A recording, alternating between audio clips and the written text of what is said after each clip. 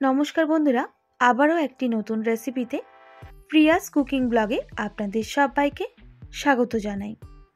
আজকে আমি আপনাদের সঙ্গে পালং শাকের একটি দারুণ সুস্বাদু রেসিপি শেয়ার করব। একবার খেলে বারবার খাবেন, বাচ্চা থেকে বড় সবাই আঙুল চেটে খাবে, এতটাই টেস্টি হয় এই পালং শাকের রেসিপি। আমি সম্পূর্ণ নিরামিষ পদ্ধতিতে বানিয়ে দেখাবো। আমি এখানে এক আটি পালং শাক নিয়েছি। পালং শাককে প্রথমে বেছে নিতে হবে। অবশ্যই পালং শাকগুলো একটু নরম দেখে নিয়ে নিতে হবে। এরপর পালং শাকের গোড়াগুলো বাদ দিয়ে দিচ্ছি। তো দেখুন বন্ধুরা, আমি একটু পরিষ্কার করেই বেছে নিয়েছি। এরপর পরিষ্কার জলে পালং শাকগুলো ধুয়ে নিতে হবে। এদিকে জল বসিয়ে দিয়েছিলাম গরম করতে, তার মধ্যে দিচ্ছি স্বাদ মতো লবণ। লবণটা ভালো করে মিক্স করে নিতে হবে আর শাকগুলো দিয়ে দিতে হবে।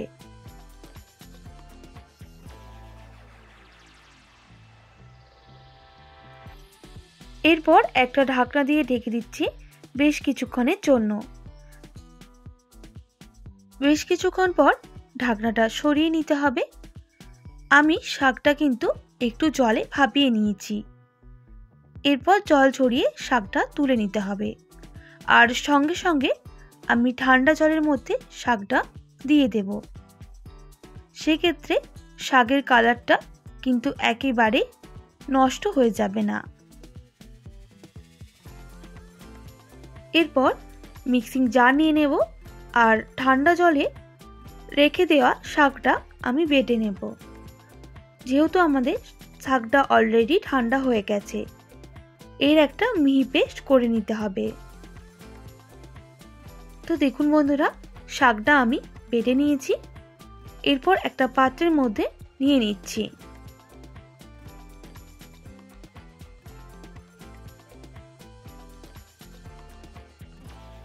আর নিয়েছি ছোলার ডাল প্রায় 100 গ্রামের মতো।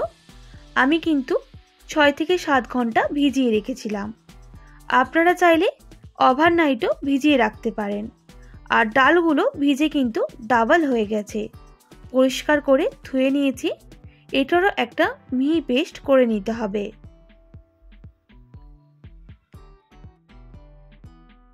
ওই ছোলার ডালের মধ্যে দিয়ে দিতে হবে 1 ইঞ্চি আদার টুকরো, দিয়ে দিচ্ছি গোটা জিরা সামান্য পরিমাণ হিং দিয়ে দেব, একদম সামান্য পরিমাণ দিয়ে দিতে হবে। দিয়ে দিচ্ছি বেকিং সোডা সামান্য পরিমাণ। এরপর এর একটা মিহি পেস্ট করে নিতে হবে। তো দেখুন বন্ধুরা, আমি ছোলার ডালে একেবারে মিহি পেস্ট করে নিয়েছি। অবশ্যই একটু জল ব্যবহার করে বেটে নিতে হবে। এরপর বেটে রাখা পালং শাকের মধ্যে ছোলার ডালটা আমি দিয়ে দেব।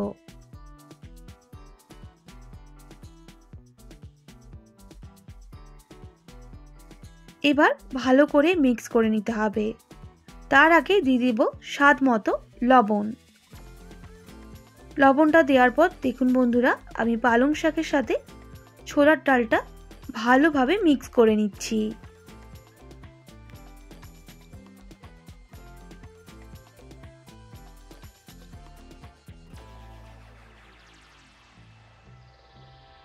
এবার কড়াইয়ের মধ্যে দিয়ে দেব সামান্য পরিমাণ সাদা তেল আর তেলটা খুব ভালোভাবে গরম করে নিতে হবে। গরম হয়ে গেলে ছোলার ডাল আর বেটে রাখা পালং শাক দিয়ে দিতে হবে। আর আমি ওই বাটি ধোয়া জলটাও অ্যাড করে দিলাম। এবার ভালো করে আমি পালং শাক আর ছোলার ডালটা একটু ভেজে নেব। যতক্ষণ না এই নরম ব্যাটারটা শক্ত হয়ে আসছে ততক্ষণ পর্যন্ত রান্না করে নিতে হবে। দিয়ে দিচ্ছি একদম সামান্য পরিমাণ হলুদের গুঁড়ো। আবারও ভালো করে মিক্স করে নিচ্ছি।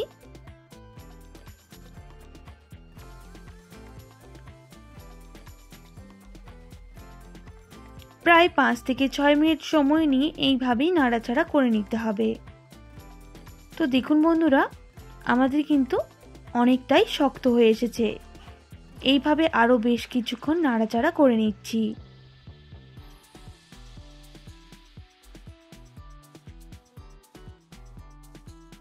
একটা পাত্র নিয়ে নিতে হবে, এর মধ্যে দিয়ে দেব সামান্য পরিমাণ সাদা তেল, আর পুরো পাত্রটা এইভাবে হাত দিয়ে তেলটাকে মিশিয়ে নিতে হবে।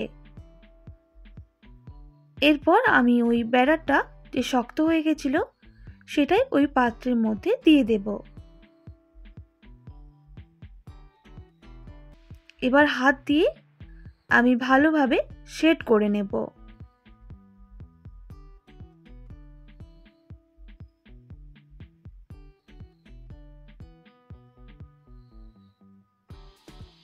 আর বেশ কিছুক্ষণ ঠান্ডা করে নেব যাতে এটা ভালোভাবে সেট হয়ে যায়।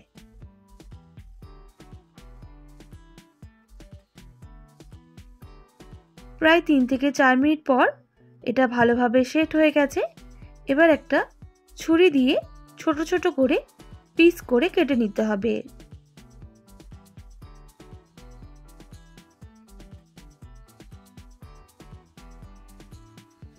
তো দেখুন বন্ধুরা, আমি কিন্তু চৌকো চৌকো পিস করে নিয়েছি। আপনারা আপনাদের পছন্দ মতো শেপে করে নেবেন। এদিকে আমি আগে থেকেই সাদা তেল গরম করতে বসিয়ে দিয়েছিলাম। এবার এগুলোকে ভেজে নিতে হবে।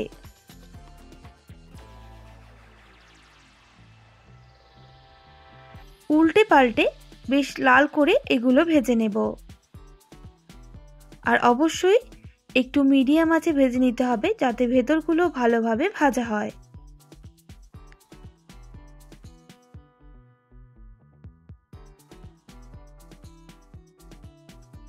প্রায় 1 থেকে 2 মিনিট মতো ভেজে নেওয়ার পর এই রকম কালার চেঞ্জ হয়ে এসেছে।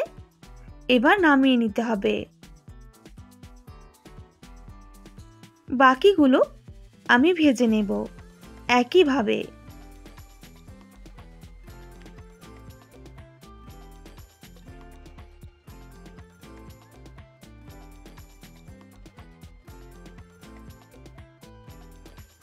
তো দেখুন বন্ধুরা, বাকিগুলো লাল করে ভাজা হয়ে গেছে। তেল ঝরিয়ে নামিয়ে নিতে হবে।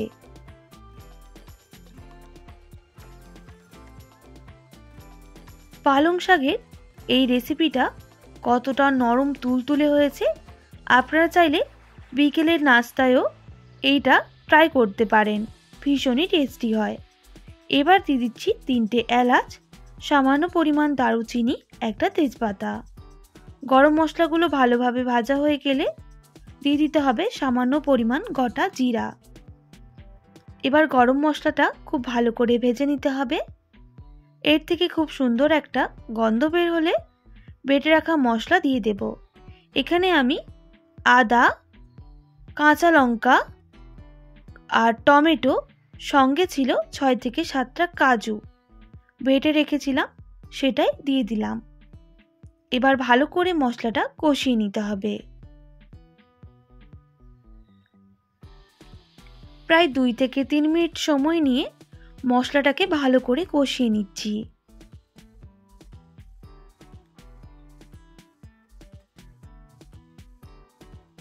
এবার দিয়ে দিচ্ছি স্বাদ মতো লবণ, সামান্য পরিমাণ হলুদের গুঁড়ো, সামান্য ঝাল লঙ্কার গুঁড়ো।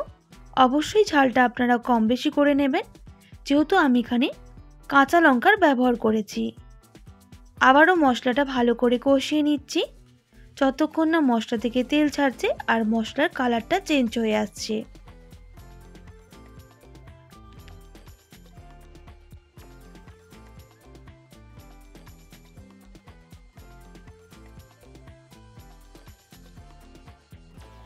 তো দেখুন বন্ধুরা, মশলাটা কিন্তু অনেকটাই কষানো হয়ে এসেছে আর মশলা থেকে তেল ছাড়াও শুরু করে দিয়েছে। আরও বেশ কিছুক্ষণ কষিয়ে নিতে হবে, তাহলে মশলার যে কাঁচা গন্ধটা সেটা একেবারেই চলে যাবে। তো দেখুন মশলাটা কিন্তু ভালোভাবে কষানো হয়ে গেছে আর মশলার কালারটাও চেঞ্জ হয়ে গেছে। এবার দিয়ে দিতে হবে পর্যাপ্ত পরিমাণ জল। আমি এখানে 1 বাটি জলের ব্যবহার করেছি, আপনারা আপনাদের পরিমাপ বুঝে জলটা দিয়ে দেবেন। এরপর বেশ কিছুক্ষণ ফুটিয়ে নিতে হবে।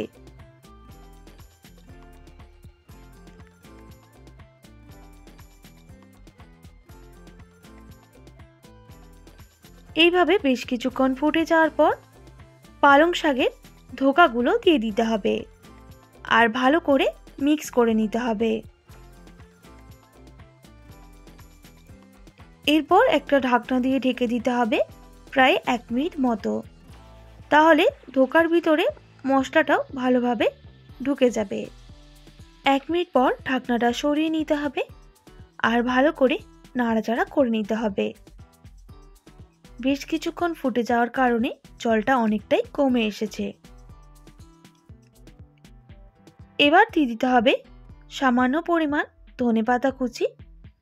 আপনারা চাইলে এখানে কসুরি মেথিও অ্যাড করতে পারেন।